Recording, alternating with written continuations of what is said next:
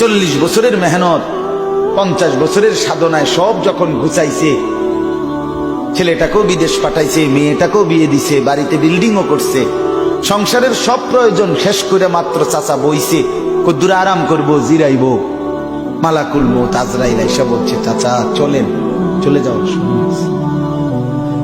চলেন চাচা।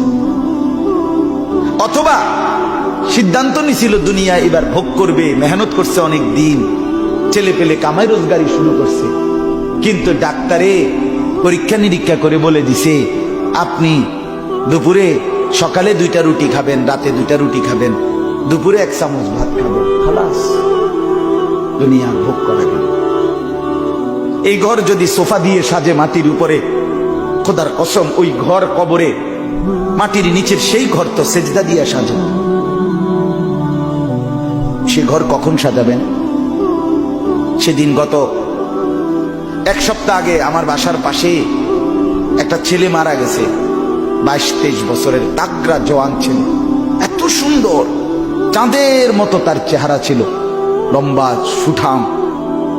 রাত্রে 11:30 বাজে, সে ঘরে ছিল, শুয়েছিল ঘরে, কি কারণে উঠছে? কোনো প্রয়োজনে 11:30 বাজে সিএনজি করে কোথাও যাচ্ছে, কাভার্ড ভ্যান বা কি যেন বাড়ি দিছে রাস্তায়, এই সিএনজিতে সে সাথে সাথে মারা গেছে। ছেলেটা একটা প্রাইভেট ইউনিভার্সিটিতে পড়তো, নামাজি ছেলে ছিল।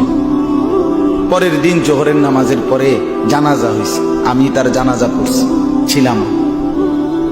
তো আমি বললাম, আমার এখনো ছেলেটার কথা মনে পড়ে, যে গতকালকে রাত্রেও তো এই ছেলেটাকে তার ঘরে তার মা লেফ কম্বল, এই ঠান্ডা শীতের মধ্যে লেফ কম্বল দিয়ে দিছে, কিন্তু আজকে যে তাকে কবরে রাখবে, আজ রাত তাকে কবরে লেফ কম্বল কে দিবে? যুবক ভাই বলো তো,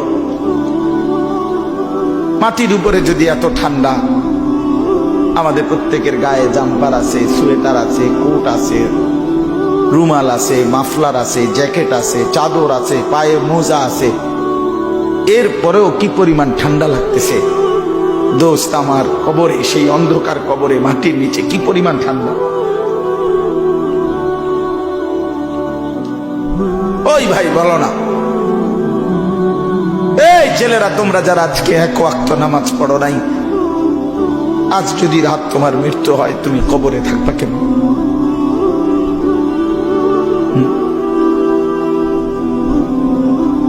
আপনারা যারা হালাল রোজগার করেন না, প্রতিদিন মিথ্যা বলেন, সুদের টাকা গনেন, ওজনে কম দেন, কাস্টমারকে ঠকান, আপনার যদি আজ মৃত্যু হয়, আপনার স্ত্রী সন্তান আপনার কবরে ফেলে আসলে লেফ কম্বল কে দিবে? বা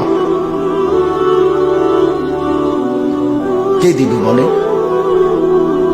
কেন এই ধোকার দুনিয়ায় নিজেকে বরবাদ করে দিলেন? কেন নিজের কবর নষ্ট করে দিলেন? কেন নিজের আখিরাত নষ্ট করে দিলেন?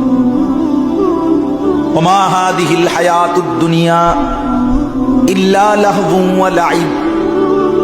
রব্বুল আলামিন বলে, বান্দা শোনো না, দুনিয়া তো আমি বানিয়েছি, এই দুনিয়া আমার বানানো, দুনিয়ার জিন্দেগি শুধুই কেবল তামাশা, খেলাধুলা, দুনিয়া শুধুই খেলনা, দুনিয়া শুধুই তামাশা। ওয়া ইন্নাদ দারাল আখিরাতা লাহিয়াল হায়াওয়ান।